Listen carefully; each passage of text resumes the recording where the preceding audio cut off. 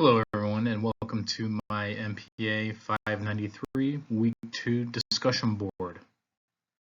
So just a quick overview of my presentation. I will start off by giving an overview of my organization that I selected, which is the Wounded Warrior Foundation. I will then talk about the community they serve, talk about their mission, vision, and values, look at some of their programs and services, talk about their board of directors, and then provide you with some contact and webpage and social media information. So the Wounded Warrior Project was founded in 2003 by John Melia, who's pictured there on the left-hand side. And it began with focus on providing simple care and comfort items to wounded soldiers at their hospital bedsides when they were returning from home and injured in the Iraq and Afghanistan war. From there, they quickly expanded their programs and services, and over the years, it's grown into one of the largest veteran service organizations in the United States. And it offers a wide range of support, which I'll talk about here on the next few slides. But despite all of its growth, it still remains to be committed to its mission of honoring and empowering wounded warriors as they transition back to civilian life. So looking at the community they serve, as mentioned, they serve military veterans and service members who have been injured or wounded in the line of duty. And this can include injuries, physical injuries. It can also include dealing with post-traumatic stress syndrome or PTSD or traumatic brain injuries. And the organization provides a variety of programs and service really aimed at supporting their recovery and rehab by helping them transition back into civilian life and really improving their overall quality of life. And they also extend support to the family members of these service members, understanding that the family play a critical role in the healing and recovering of these soldiers returning back to civilian life.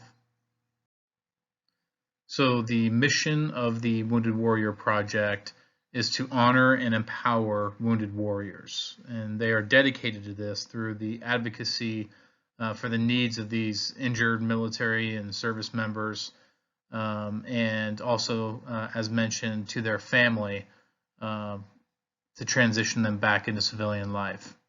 The vision of the Wounded Warrior Project is to foster the most successful, well-adjusted generation of wounded service members in the nation's history. And they aim to provide warriors with the necessary resources to succeed in civilian life and really ensure they receive the care and support they need through that transition. Some of the values of the Wounded Warrior Project is integrity, really trying to demonstrate the highest ethical standards to do what they do. Service, innovation, really continuously seeking new and improved methods to serve the wounded warriors. Loyalty, so remaining dedicated to them and their families to execute their mission. And teamwork, really collaborating and working together to achieve common goals and create positive impacts for the warrior community. So looking at their programs and services, they have quite a portfolio of programs and services that they deliver. But just to look at a few, starting with physical health and wellness, this is a big part of their program. They're really active in adaptive sports programs and physical health and rehabilitation. As mentioned, mental health and wellness is also one of their priorities to combat stress recovery and to really kind of build a warrior, a care or a network of partnerships to assist in that. Economic empowerment, so transition training, so job training, specifically in career counseling to help these warriors transition into the civilian life.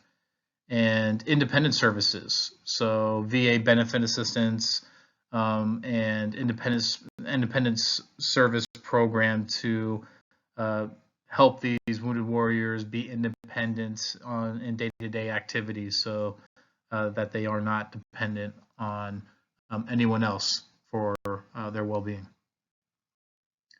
The board of directors is made up of 12 individuals that have a wide variety of backgrounds. They've all served in military capacity in all branches of the military.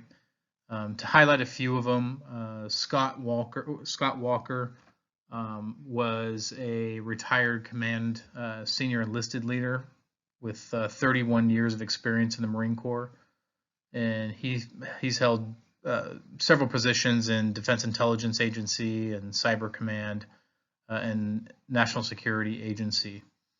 Lisa Disbrow, she served as the 25th Undersecretary of the Air Force and for a time was Acting Secretary of the Air Force.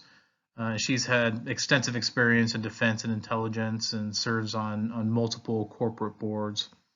And then Lindsay Streeter actually served as he's a retired command sergeant major from the U.S. Army, and he served as a vice president of Bank of America. And he focuses mainly on the transition portion of these warriors' lives. So as I wrap up my presentation, I did want to provide everyone with the contact information for Wounded Warrior projects in case any of you are interested to research further or potentially donate to the organization. I've always known about this organization, and however, doing this research definitely opened my eyes to such a wide range of services that they provide and how quickly they grew to the size that they are, obviously telling us how big of a need this is for our wounded warriors. So if you are interested, here is further contact information. That concludes my presentation. Thank you very much for watching, and I look forward to watching yours.